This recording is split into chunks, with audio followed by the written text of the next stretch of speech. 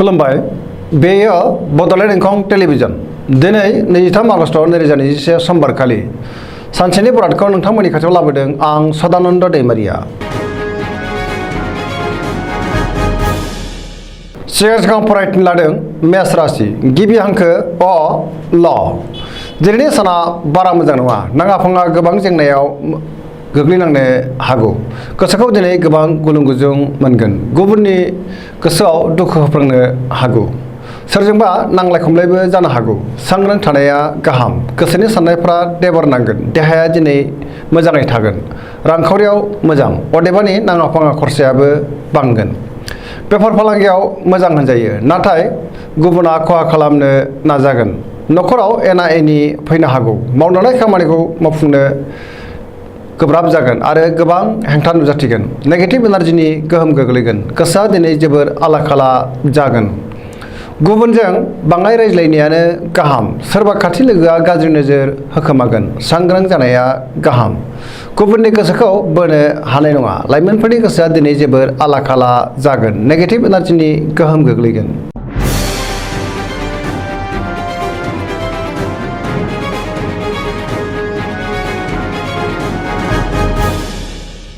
वृष राशि गिबि हांखो इ उ ब।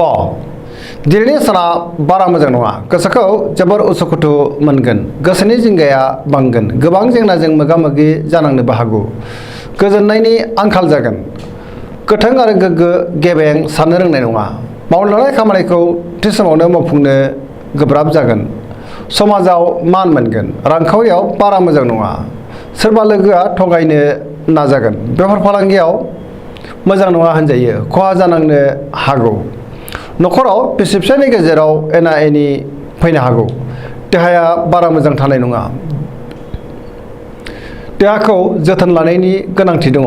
जानाय लोंनायाव सांग्रां जानाया गाहाम, सोरबा लोगोजों रायखोमा जागोन। लाइमोनफोरनि गोसोआ दिनै जोबोर आला खाला जागोन, गुबुननि गोसोखौ बोनो हानाय नङा। खुसिनि आंखाल जागोन, जेबो गोदान हाबायाव दिनै आखाइ होथ'यैआनो मोजां, नेगेटिभ एनार्जिनि गोहोम गोग्लैगोन।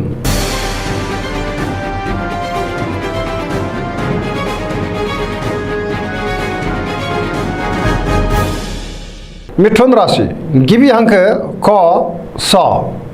दिनैनि साना जोबोर मोजां, मावनो लानाय खामानिखौ थि समावनो मावफुंनो हागोन, गोसोखौ जोबोर गोजोननाय मोनगोन, देहाया मोजाङैनो थागोन, रांखावरियाव मोजां, मोननो गोनां धोनखौ दिनै मोननो हागोन, आरजिनाय धोनखौ दोनथुमनोबो हागोन।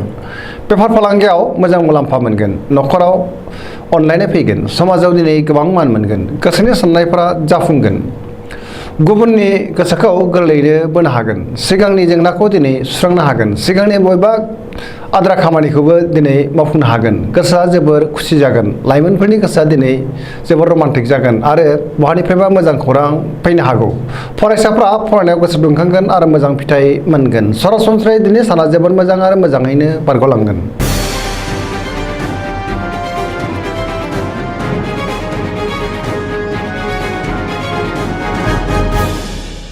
कर्कट राशि गिबि हांखो ड ड ह। दिनैनि साना बारा मोजां नङा, सोरबा लोगोजों दान्थे बिदान्थे एबा नांलाय खमलायबो जानांनो हागौ। लोगोफोरनि हेफाजाब मोननो गोब्राब जागोन, गोबां बिथिङाव गोदान गोदान आरो मोजां खाबुफोरा आखाइनिफ्राय बारग'लांनो हागौ। गोसोखौ दिनै जोबोर उसुखुथु मोनगोन, मावनो लानाय खामानिखौ थि समावनो मावफुंनो गोब्राब जागोन, रांखावरियाव बारा मोजां नङा, खरसाया नाङा फाङा बांगोन। बेफार फालांगियाव मोजां नङा होनजायो, देहाया दिनै मोजाङै थागोन, गुबुननि गोसोखौ बोनो गोब्राब जागोन। न'खराव बिसि फिसायनि गेजेराव अनलायनाय फैगोन, गोसोआ दिनै जोबोर आला खाला जागोन, बिदा फंबायनि हेफाजाब अदेबानि मोननो हागोन। समाजाव मानहानि जानांनोबो हागौ, सांग्रां जानाया गाहाम। फरायसाफ्रा फरायनायाव गोसो दुंखांगोन आरो मोजां फिथाइ मोनगोन। लाइमोनफोरनि गोसोआ जोबोर आला खाला जागोन आरो गोसोनि साननायफ्रा देबर नांगोन, नेगेटिभ एनार्जिनि गोहोम गोग्लैगोन।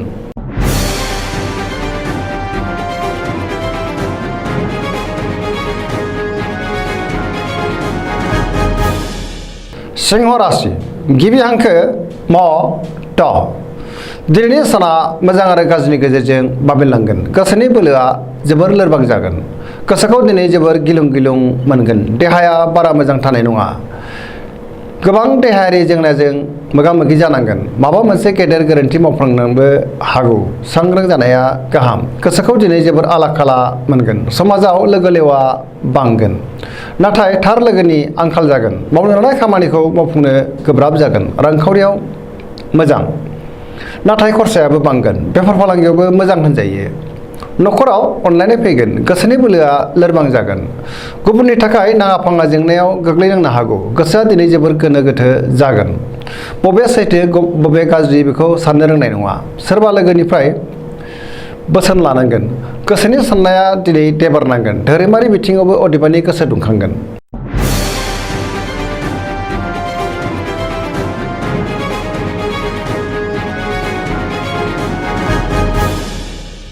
कन्या राशि गिबि हांखो प ट। दिनैनि साना जोबोर मोजां। बयजोंबो गोरोबनो रोंगोन। हरखाबै सोरबा लोगोनिफ्राय मोजां खौरां फैनो हागौ। सिगांनि जेंनाखौ सुस्रांनो हागोन। माबा मोनसे मोजां हाबा मावनो हानानै गोसोखौ दिनै जोबोर गोजोननाय मोनगोन। गुबुननि गोसोखौ गोरलैयैनो बोनो हागोन। रांखावरियाव जोबोर मोजां, नाथाय खरसायाबो बांगोन। बेफार फालांगियाव जोबोर मोजां होनजायो। आरजिनाय धोनखौ दोनथुमनो हागोन। आयआ बांगोन। देहायाबो दिनै मोजाङै थागोन। गोबां सुबुंखौ लोगो मोनलायगोन। न'खराव बिसि फिसायनि गेजेराव अनलायनाय फैगोन। समाजाव मान मोनगोन।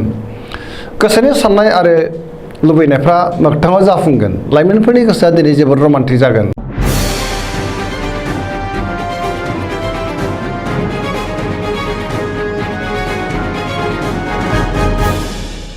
तुला राशि गिबि हांखो र ट। दिनैनि साना मोजां आरो गाज्रिनि गेजेरजों बाबेनलांगोन। गोसोखौ जोबोर गिलुं गिलुं आरो उसुखुथु मोनगोन। गुबुनखौ मान होनो रोंनाय नङा आरो गुबुनजों मान होजानायबो नङा। बहाबा दावबायहैनो खाबु मोनगोन। गोसोआव गोदान बोलो फैगोन।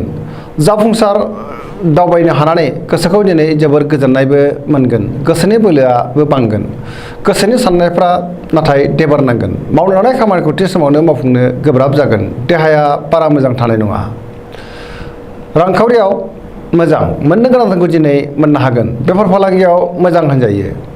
न'खराव बिसि फिसायनि गेजेराव एना एनि फैनोबो हागौ। फरायसाफोरा फरायनायाव गोसो दुंखांगोन। लोगोफोरनि हेफाजाब मोनगोन। गोसोआ दिनै जोबोर आला खाला जागोन।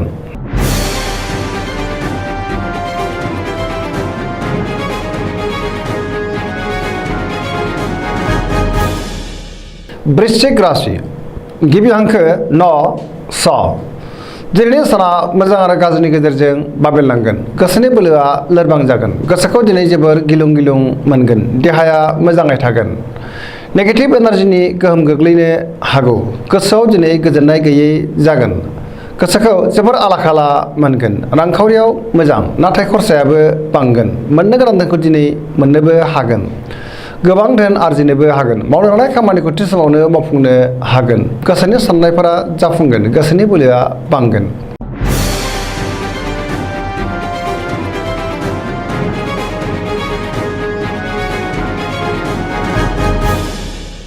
धनु राशि गिबि हांखो ढ फ भ। दिनैनि साना जोबोर मोजां। गोसोखौ दिनै जोबोर गोजोननाय मोनगोन। गोसोआव गोबां आरो गोथों साननाय फैगोन। मावनो लानाय खामानिखौ थि समावनो मावफुंनो हागोन। गोसोनि साननायफोरा जाफुंगोन। रांखावरियाव जोबोर मोजां होनजायो। आयआ बांगोन। मोननो गोनांखौबो दिनै मोननो हागोन। बेफार फालांगियावबो मोजां मुलाम्फा मोनगोन। समाजाव मान मोनगोन। देहाया दिनै मोजाङैनो थागोन। न'खराव बिसि फिसायनि गेजेराव अनलायनाय फैगोन। बिदा फंबायजों मोजां सोमोन्दो थागोन। बिमा बिफानि अननाय आरो बोरखौ दिनै मोननो हागोन। सुथुरखौ गोरलैयैनो फेजेननो हागोन। जेरावबो देरहासार जागोन। गोसोआ दिनै जोबोर रमान्टिक जागोन। फरायसाफ्रा फरायनायाव गोसो दुंखांगोन आरो मोजां फिथाइ मोनगोन। सरासनस्रायै दिनै साना जोबोर मोजां आरो मोजाङैनो बारग'लांगोन।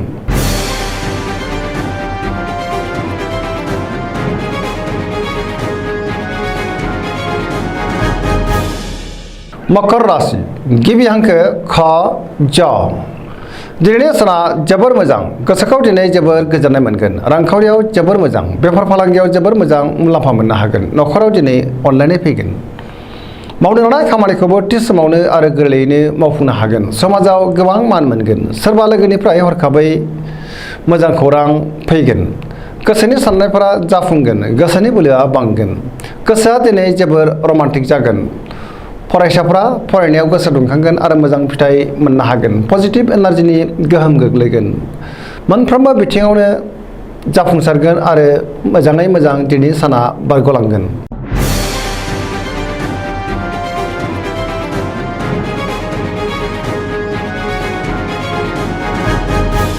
कुम्भ राशि गिबि हांखो ग स स। दिनैनि साना बारा मोजां नङा। गोसोखौ दिनै जोबोर उसुखुथु मोनगोन। मावनो हानाय खामानिखौ थि समावनो मावफुंनो गोब्राब जागोन। समाजाव अदेबानि मान मोननो हागोन। गोबां मुंदांखा सुबुंजों लोगो मोनलायगोन। रांखावरियाव मोजां, नाथाय खरसायाबो बांगोन। बेफार फालांगियाव मोजां होनजायो। देहाया दिनै मोजाङै थागोन। अब्लाबो नाथाय जानाय लोंनायाव सांग्रां जानायनि गोनांथि दङ। न'खराव अनलायनाय फैगोन। गुबुननि हेफाजाब मोननो हागोन। लाइमोनफोरनि गोसोआ दिनै जोबोर रमान्टिक जागोन। धोरोमारि बिथिङावबो गोसो दुंखांगोन।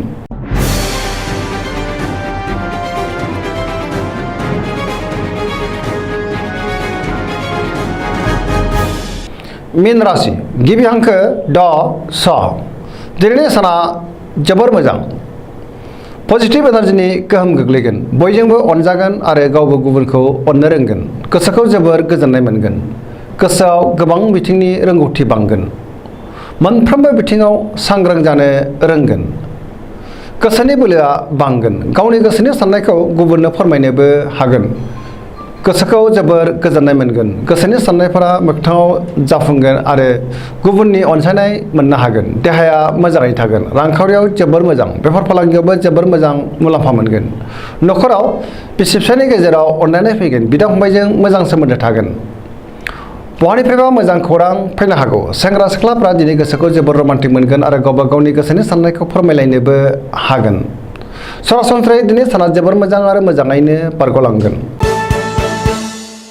दिनैनि राशि फरायनाया एसेनोसै। जोबनायाव बेखौनो खावलायो जाहाथे नोंथांमोना सानफ्रामबो जोंनि बे बड'लेण्ड इंखं टेलिभिजनखौ नायबाय थायो आरो साबस्क्राइब खालामो, लोगोसे लाइक खालामो आरो शेयार खालामो। एसेनोसै, गोजोन्थों।